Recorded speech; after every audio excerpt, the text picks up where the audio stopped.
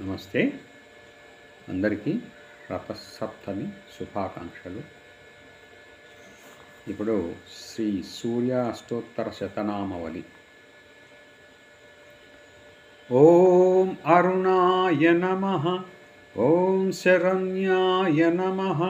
ఓం కరుణారససింధవే నమః,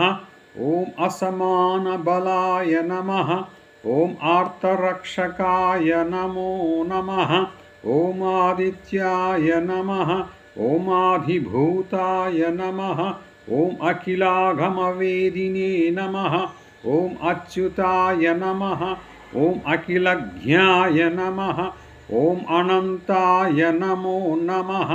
ఓం ఇనాయ నమః, ఓం విశ్వరూపాయ నమః, ఓం ఇజ్యాయ నమః, ఓం ఇంద్రాయ నమః, ఓం భానవే నమః, ఓం ఇందిరామందిరాప్తాయ నమః, ఓం వందనీయాయతే నమః, ఓం ఈశాయ నమః,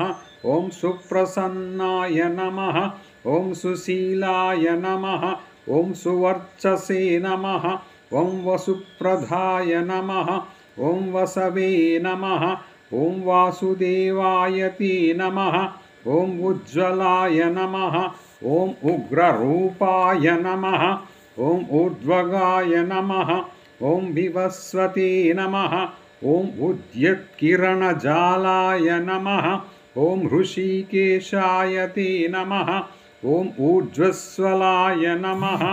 ఓం వీరాయ నమః, ఓం నిర్జరాయ నమః, ఓం జయాయ నమః, ఓం ఊరుధ్వయా భావరూపయుక్త సారథయే నమః, ఓం ఋషివంధ్యాయ నమః, ఓం రుగ్రంత్రే నమః, ఓం వృక్షచక్రచరాయ నమః, ఓం రుజుస్వభావచిత్తాయ నమః, ఓం నిత్యస్తుత్యాయతే నమః, ఓం రూకారమాతృకావర్ణరూపాయ నమః, ఓం ఉజ్వలతేజసే నమః, ఓం వృక్షాభినాదమిత్రాయ నమః, ఓం పుష్కరాక్షాయతే నమః, ఓం లుప్తదంతాయ నమః, ఓం శాంతాయ నమః, ఓం కాంతిదాయ నమః, ఓం ఘనాయ నమః, ఓం కనకభూషాయ నమః, ఓం ఖద్యోతాయ నమో నమః, ఓం లులితాఖిలదైత్యాయ నమః, ఓం సత్యానందస్వరూపిణే నమః, ఓం అపవర్గప్రదాయ నమః, ఓం ఆర్తశరణ్యాయ నమో నమః, ఓం ఏకాకినే నమః, ఓం భగవతే నమః, ఓం సృష్టిస్థిత్యంతకారిణే నమః, ఓం గుణాత్మనే నమః, ఓం ఘునిభృతే నమః, ఓం బృహతే నమః, ఓం బ్రహ్మణే నమః, ఓం ఐశ్వర్యదాయ నమః, ఓం సర్వాయ నమః, ఓం హరిదస్వాయ నమః, ఓం శౌరయే నమః, ఓం దశదిక్సప్రకాశాయ నమః, దశదిక్సంప్రకాశాయ నమః, ఓం భక్తవత్స్యాయతే నమః, ఓం ఓజస్కరాయ నమః, ఓం జైనే నమః, ఓం జగదానందహేతవే నమః, ఓం జన్మమృత్యుజరావ్యాధివర్జితాయ నమో నమః, ఓం ఔన్నత్యపదసంచారరతస్థాయ నమః, ఓం అసురారయే నమః, ఓం కమనీయకరాయ నమః, ఓం అబ్జవల్లభాయ నమో నమః, ఓం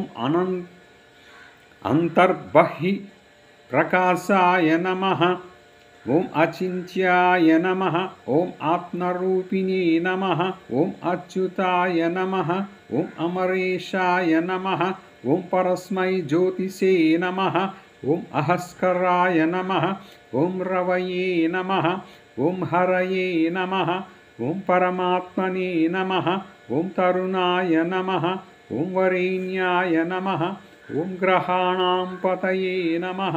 ఓం నమో భాస్కరాయ నమః, ఓం ఆదిమధ్యాంతర్రహితాయ నమః,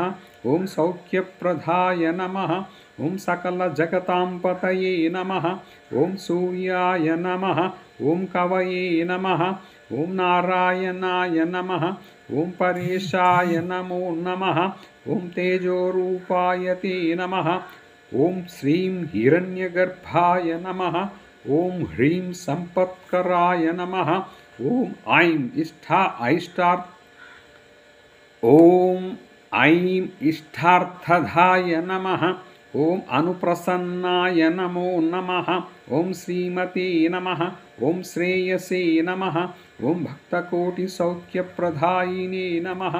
ॐ निखिलाघमवेद्याय नमः ॐ नित्यानन्दाय नमः